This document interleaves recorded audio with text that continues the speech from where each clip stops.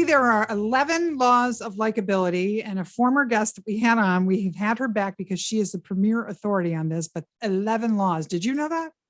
Yeah, well, I do now. And the thing is that people like to do business with people who they know, like, and trust.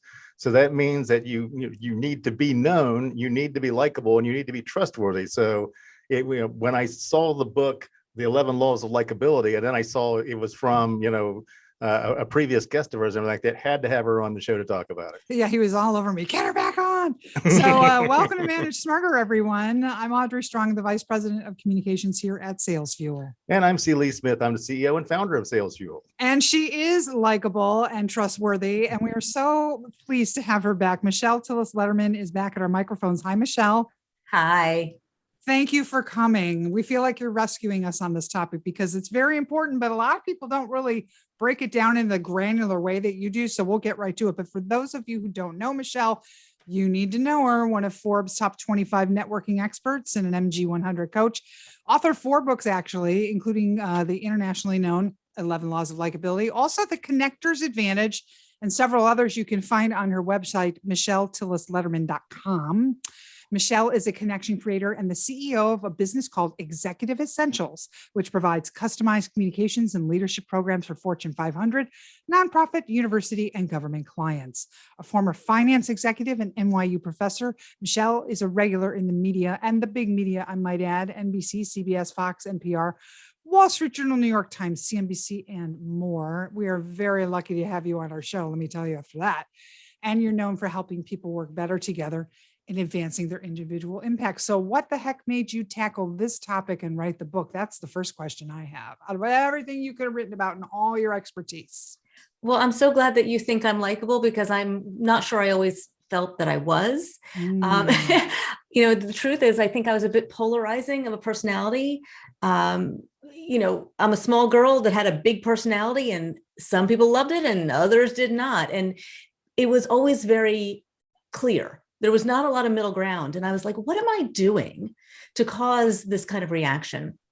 And so I wanted to kind of research and discover and uncover kind of what drives likability. And I started to think about what do we do before, during, and after a conversation to enable connection to form. And hopefully I have taken a lot of my own lessons and have become more likable. Well, let's drill down on that. So what do you do before, during, and after then to make yourself have the opportunity to be more likable? So that literally is the flow of the whole book. For me, the thread of everything is authenticity, because you can't like somebody who's not being real. So that's kind of where we start with the foundation. And then we talk about kind of your own mindset. And there is the balancing act between the law of self-image, how we see ourselves, and the law of perception, how others see us. And it's, to me, the opposite side of the same coin. Mm-hmm. And kind of rounding out that mindset piece and that pre-work, so to speak, is the law of energy, which is actually the first chapter I wrote because the guy I hired to work on the proposal with me didn't get it. And so I said, let me just write the whole chapter for you to understand. And, energy is contagious. So we need to understand where our energy is and how to access productive energy, what our natural energy responses are. And so all of that kind of happens, within ourselves to put us into that position in that place to then have a conversation. Mm-hmm. Okay, so let's talk about the things that could be restricting energy. So Audrey asked me an interesting question before we actually started the show, which is, how do you know that whether or not you're not being likable, or is that you're just an introvert because you're uncomfortable with the situation and therefore, you're blocking that positive energy that perhaps you might have. Some of the best connectors and the most likable people are introverts. I have actually a section of the book called Good News for the Introvert. Oh, yeah. Here's the thing. Introverts have some unique natural gifts when it comes to connection. They're excellent listeners, right? They're not off-putting because they are a little bit more reserved. So they're not coming on too strong like, this extrovert here, who can definitely make people literally back up from them, including my now husband when I first met him. He said I was a little intense, and he's an introvert. But also introverts are better in the one-on-one, and that's really where connections form. So don't worry about, being the life of the party or a social butterfly. Really just put yourself in a position to connect and to be curious about the person who you are with. And that interest in somebody else, that genuine curiosity, is what you bring to the table naturally as an introvert. Where your stretch is to be willing to share of yourself. And so introverts and extroverts have different strengths that they bring to the table and different stretches that they need to have. So, own what works for you in connection. And I want to challenge all my introverts out there to think about when you start a conversation, right? So the middle section of the book is how to have the conversation. It's literally the anatomy of a conversation. And I always say, when you don't know where to start by being curious. But I want you to ask a question you actually want to know the answer to, and that you would be willing to answer yourself. Mm-hmm. Because that way you are also going to give to the conversation and not just pull from it. That's the introvert side, but just to not leave my extroverts out. Whereas you might be really great at sharing, you need to make sure that you're focusing on listening and eliciting mm-hmm. more information and being curious about the other and not just giving to them. So you can see we need both. And it's not an interview. All right. So it's not like you've got 5 questions lined up that you want to ask. It's like, ask one question or whatever, listen to the answer intently all the way through, and then let that be your guide to a follow-up question. Is that good advice, you think? And that's the probing, right? So the chapter, one of the laws is the law of curiosity. And within there, we start to learn the different types of probing questions. So it doesn't feel like a machine gun interrogation with the lights glaring in my face, Now, let me back up the bus. I've said that before in several interviews. I'm going to go back to something. As long as I'm not under it, go ahead. The first thing you said, Michelle, was that your authentic self. So when I go to a mixer, I'll think, well, my bullshit detector's on and I can spot somebody who's, faking it to make it or whatever. What's the definition of the authentic self? How do I know that I'm being authentic? And if I'm not, what do I do to fix that? I might be like, well, I'm trying to be, just myself. I don't know. Sometimes it is challenging to understand, am I stretching myself and putting myself into a growth opportunity? Mm-hmm. And I'm still being authentic, but yet it can be a little uncomfortable. Or am I uncomfortable because I'm not being authentic? And that's something that we need to tune into on our, for ourselves, and to ask ourselves in that moment, am I being real? It's just a little harder for me. And so, it's not perfectly comfortable, but sometimes that discomfort is an indicator, right? So that leads to one of the topics that you cover that I loved, which is uncomfortableness leads to, why is it so difficult to be yourself around people who you really just don't care for? So, why is it difficult? I got to listen to that again. It's uncomfortable. Why does it seem like it's difficult to actually just to be yourself and to be open and likable around people who you don't like, or maybe you think don't like you? I don't know if, I've never actually heard the premise that you are more uncomfortable around people you don't like. That's not a premise I'm actually familiar with. So I had to kind of think and process that.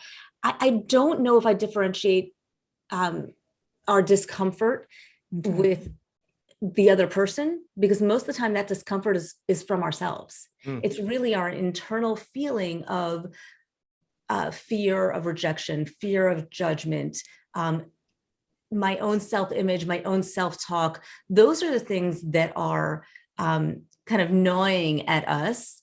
And it's typically from within than from without.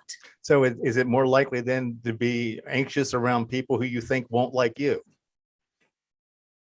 Yes, that I can see, right? Because you are projecting your own insecurity on their assessment of you. There you go. One summary of the book that I read talked about the fact that it's about connecting with the people on emotions rather than a transactional business conversation. Can you expand on that a little bit? Can you repeat that? But you talk about likability and building connections through being more likable, and being a better listener to the other person that you're in this mixer with, or this office, party, or whatever it is. Building business connections is more about relationships and emotions and less transactional as a result of this work that you do with yourself. And that's the word I wanted to hone in on, was transactional, right? So a lot of times when people are building relationships, they're doing it for a purpose. And at one point, somebody called me the anti-networker because I hated the word networking. And I'm like, it's got the word work in it. It's so off-putting. Like, who wants to do that? And I think it's because when we do this thing called networking, we're doing it for a reason. I need a client. I need a job. Right. There's something behind it. And that's when it starts to feel ickier. But if you are actually thinking about it as connecting, and it's not just at this event, but you're doing it in all aspects, in all places. Like, I had met a woman who I'm still connected to, worked for a big financial institution. She just started there, on the field trip for my son's 4th grade class to the Jersey Shore. Right. And it's in environments when you're not trying, sometimes when the best connections form. So it's shifting your perspective on the relationship building approach to life and prioritizing those relationships, then thinking about, okay, I need something, go,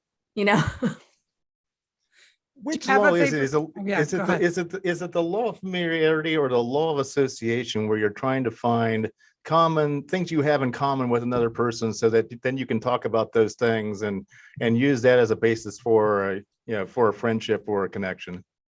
It's really the law of similarity. And one of the laws of similarity is the law of association, right? So that's kind of a sub law, we call it. Okay. But the idea is that we don't connect on what we do.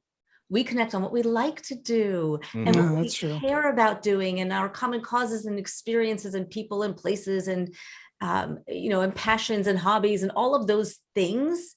That's what we connect on. So I almost want you guys to be detectives and approach a conversation with that, curiosity of that detective work of finding, I know we have something that we will connect on. We just haven't found it yet. I like that. What are the ways that you advise people to avoid coming across as, you say, manipulative or self-serving? Obviously, starting off a conversation with some hard sell is to be avoided, but what else? What are some of the other mistakes people make? Yeah. Sometimes I say go personal before you go professional. And I don't mean super deep personal, right? I don't mean pry and be like, whoa. I simply mean talking about the things that are just the weather, the light, the building of rapport topics, those finding those common interests, or did you watch the game, or did you watch that reality show, or whatever it might be, that we can have a fun conversation on that might make me interested enough to find out more about you. So start light, start personal, and also start by thinking about how you can be of value to the other person versus how they can be of value to you. So this is Manage Smarter. And I had a manager once who was so consumed with being liked by their staff that this person would not, would let their staff get away with everything and not enforce company policies and not call somebody out when they weren't doing their job and everything like that. Is there a limit to likability? Is there a point where you can say, you can be likable, but this is extreme and this is going too far? I don't think what they were doing was likable. Ooh. Tell me more. So letting yourself be walked on, not speaking up for what is right in a situation, those are not likable qualities. For it, to me, right? And what's likable to me might be likable to somebody else. So we all have our own definitions of likable. And what we need to do is enable people to see what's likable about us. It's not the same things, but that approach to me is not likable. People always say, which is more important, likability or respect? And I'm like, those two things are not mutually exclusive. Agreed. And I think we need to stop making it a either or. This person was losing respect by not, having a backbone, by not having the strength of a leadership position, by not delivering messages that people need to hear, right? I might not like working for somebody who's not going to give me information that's going to help me grow because they're too scared that it might hurt my feelings. That's not, I don't like that, right? So we need to kind of think about what is not what I define as likable, but what does the other person define as likable? Because likability is in the eyes of the beholder. So all that great advice for managers, really great. Perception is everything. It's, think of all the damage perception is done in the workplace, whether it be from somebody reporting to you or if you're managing up somebody above you. But you talked about creating value in the relationship. If we connect on something we both like and we spend time together, what are the ways that you advise? I know you say you want to have your likability spill through to where this person wants to spend more time with you and remembers you long after that initial meeting at the mixer or the networking event. How do you do that? So the post conversation is familiarity, giving, and patience, right? Those are the 3 laws post conversation. So the idea of familiarity is to get in their mind, but not in their face. So in the anatomy of the conversation, when we're thinking about curiosity, listening, law of similarity, and law of mood memory, right? Within that context, you want to think about, before you end that conversation, what's my next point of contact? Okay. So that takes you right into the law of familiarity so that we have another point of contact. And sometimes, even if I could give them an answer or connect to them right then and there, I want to drag it out a little bit because I want the showing back up in their mind by showing back up in their inbox or showing it back in the LinkedIn profile or whatever it might be, finding that next point of contact. And in that conversation, part of the detective work is not just what do we have in common, but how can I help you? What are you working on? What are you interested about? It could be a vacation and, hey, I've been there. Let me give you some recommendations of things to do. It doesn't have to be professional value. It could be a plumber. It could be an invitation to an event that you're not going to, but that you think they might be interested in. Being a super connector is great for likability, isn't it? I love super connectors. Give us the definition of mood memory for people who haven't read the book. What does that mean? Mood memory is the idea that people remember far more how you make them feel than anything that you've said. So when you walk away from the conversation, and especially towards the end of the conversation, it's really key as you close the conversation down.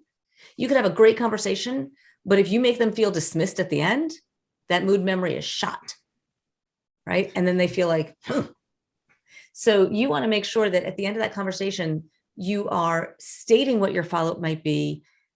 You might invite them to the next thing. Like I'm always visualizing those old timey in-person networking events that we used to go to when we were like, how do I get out of this conversation? I'm done here. Right. Yeah. Drink in one hand and a plate full of cheese in the other hand. It's like, and I actually give a whole lot of ways in the book of how to extract yourself from the conversation, or what I actually prefer is expand the conversation, meaning you invite somebody else into the conversation. Yes, and that changes the dynamic of it. So let's talk about, you mentioned authenticity as the common thread that runs throughout.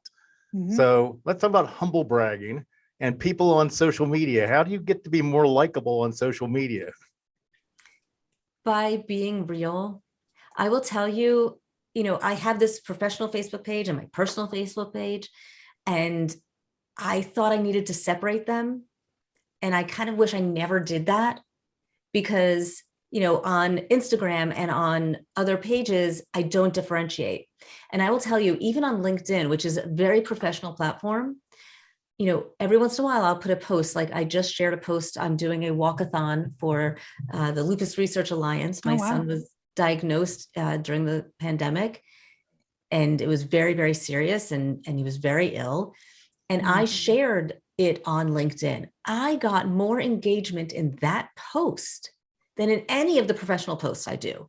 People want to see all facets of you. And so if you want to be likable on social media, don't just show one side of you.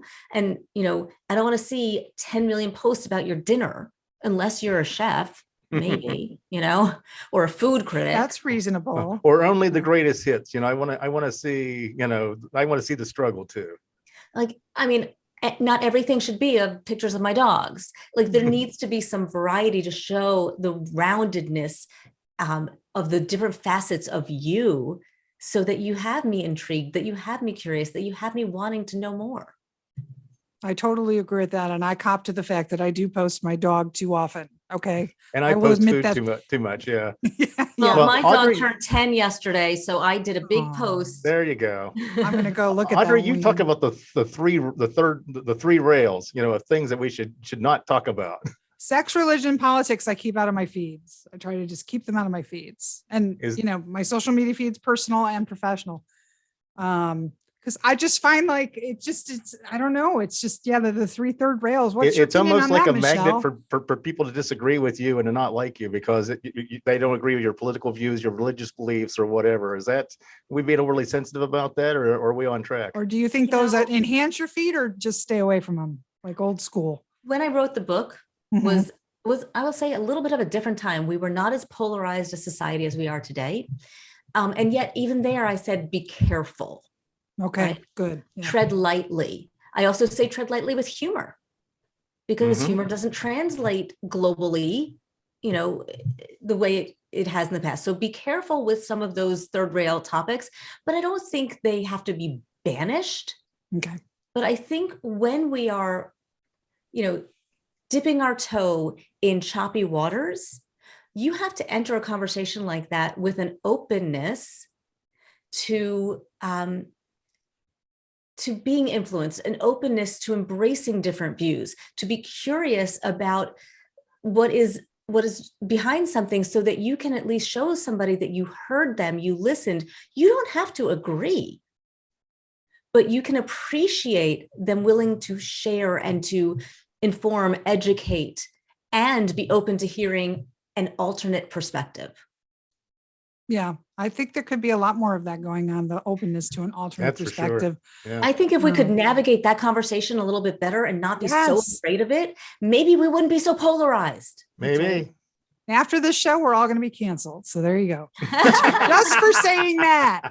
No, I'm just kidding. Only by the half book- the audience. The book has self-assessment quizzes, right, Michelle? Anecdotes, kind of like, lots of tips and stuff. So, I mean, I encourage everybody to get it. As far as clients and what is your dance card chock full? Are you looking for new clients? On the website, everybody, TillisLederman.com. Oh, well, I appreciate that. And from there, you can also find all those other links and social media and blogs. It's a And great I have a website. LinkedIn. Yeah. I actually just started a LinkedIn newsletter, so that's a great place to find me. Nice. I'm enjoying that. Dance card has got a little bit of space, but not a whole there you lot. are. Yeah, great. But for me, it's really about who I want to work with. And Good. sometimes you find space for the people you want to work with and work for. So I always say, second section of the book is always have the conversation. You never know where it's going to lead. And sometimes if I'm not the fit, I know someone who is, and I'm always happy to make those connections. Fantastic. So my last question is, what makes a good question? A few things. One is it's open-ended, right? So it allows somebody the freedom to take it someplace. Two is you actually want to know the answer to it. Mhm. Because if you don't have that curiosity, that interest, then it's not a good question, because you just don't care about the answer. I love that. You guys remember, I'm dating myself, that old political show on PBS, and he'd say, "What do you think of the presidency?" And I go, blah, blah, blah. And he'd go, "Wrong. Michelle Tillis The Lederman, what do you McLaughlin have to say?" report. Yes. He would say, "Yes, sir, you're wrong." That is not the way to behave, people. So, Michelle, That is a thank way to you. get ratings, maybe, but not a way to Maybe. make friends. It certainly was.